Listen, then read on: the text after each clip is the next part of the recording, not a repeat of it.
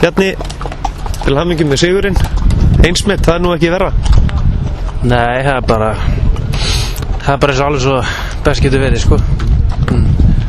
Svona, já, fyrir landsmótið áttur þú von á því á þessum árangri? Nei, ég átti náttúrulega ekkert von á því. Ég regnaði með að vinna ef ég myndi ná góðum spretti, en maður veit náttúrulega aldrei hvernig aðstæðanir eru. Það voru góða núna og það þurfa að vera góðar aðstæður til að maður ná svona tímum. Landsmótið er náttúrulega haldið á hólum núna og já, það má segja að þessi keppni, hún er búin að vera, já, svona, já, búin að koma mörgum áhorfendum á óvart og líka, já, til knöppum líka, eða ekki? Það bara mótið svona yfir höfuð, já. Já, ég veit ekki. Bara búið að vera frábært mót, bara allan átt, sko. Og ég veit ekkert, jú, einhverjir voru náttúrulega búin að tala það niður, en ég held að regnaði bara með góða móti og þetta er gott mót.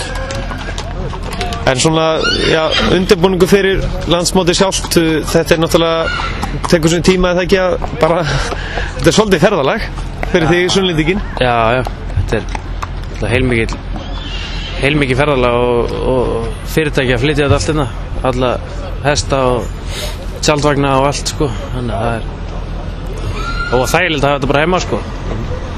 En ef við komum að þér aftur, hérna, ef þú svona fyrir keppni, þá má segja að þú áttir ekkert endilega von á því, endilega þegar þú ert komin í mark áttir þú von á því að þú myndir slá heimsmet?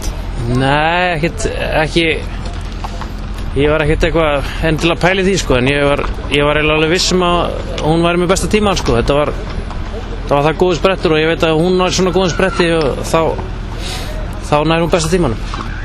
En það er náttúrulega til þess að undirbúa til dæmis meirina fyrir svona keppni og akkurat einmitt þegar þú ætlar að slá heimsmet og fleira, þá gerður eitthvað öðruvísi núna heldur en áður? Nei, það er alltaf svipað bara. Þannig að hún hefur bara verið rétt peppuð fyrir þetta? Já, hún var bara rétt peppuð og fór út á réttu stökki og bara svaka góðu standi. Nýbúin að fara í hestaferð og bara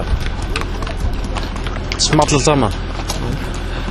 Svona í lokin áður en ég sleppi þér, ég meina, aðstæður hérna hinga til, þær eru búin að vera nokkuð fínar, veðrið er búið að vera skín og skúrir? Já, það var, en bara ótrúlega gott, sko. Það var einn dagur sem var mjög leiðilegur og hinir eru bara búin að vera svona hálf þurri, sko. Það er nú bara, maður býður ekkert meira, sko. Bestu þakki Bjarni, til hamingju. Takk hérlega.